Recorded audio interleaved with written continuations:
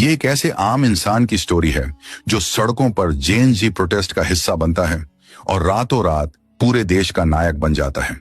एक underground wrapper से लेकर देश के प्राइम मिनिस्टर बनने तक का सफर।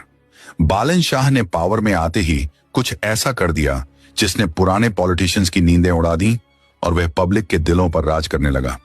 जब देश का सिस्टम पूरी तरह करप्ट हो चुका था और यूथ सड़कों पर खून बहा रहा था, तब इसी 35 साल के सिविल इंजीनियर ने पूरे पॉलिटिकल सिस्टम को घुटनों पर ला दिया।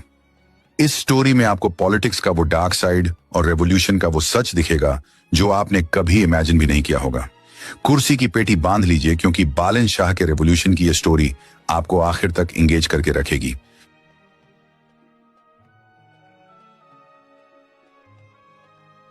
बालेंद्र शाह, जिन्हें नेपाल की पब्लिक प्यार से बालन शाह बुलाती है, उनका जन्म 27 अप्रैल 1990 को काठमांडू में हुआ था।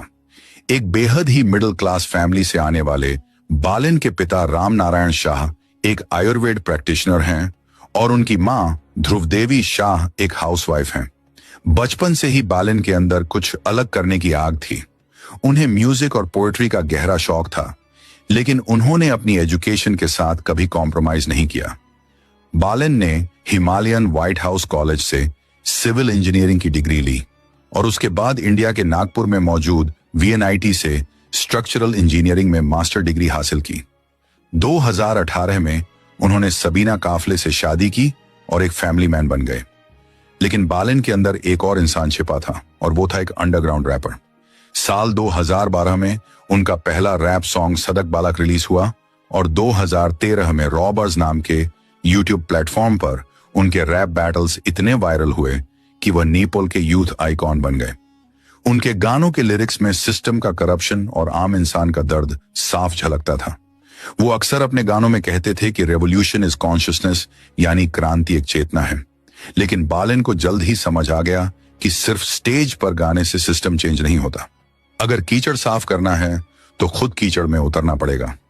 साल 2022 में उन्होंने काठमांडू के मेयर का इलेक्शन लड़ने का बोल्ड डिसीजन लिया। बिना किसी पॉलिटिकल पार्टी के सपोर्ट के एक इंडिपेंडेंट कैंडिडेट के तौर पर इलेक्शन लड़ना किसी पागलपन से कम नहीं था। पुराने मजे हुए पॉलिटिशियंस ने उनका बहुत मजाक उड़ा या और कहा कि यह लड़का तो राई का पहाड़ बना रहा है, इसे पॉलिटिक्स का पी भी नहीं आता। लेकिन जब वोटिंग के रिजल्ट्स आए तो उन पुराने नेताओं को मुंह की खानी पड़ी। बालन ने 38% से ज्यादा वोट्स हासिल शेयर और सब्सक्राइब जरूर करें।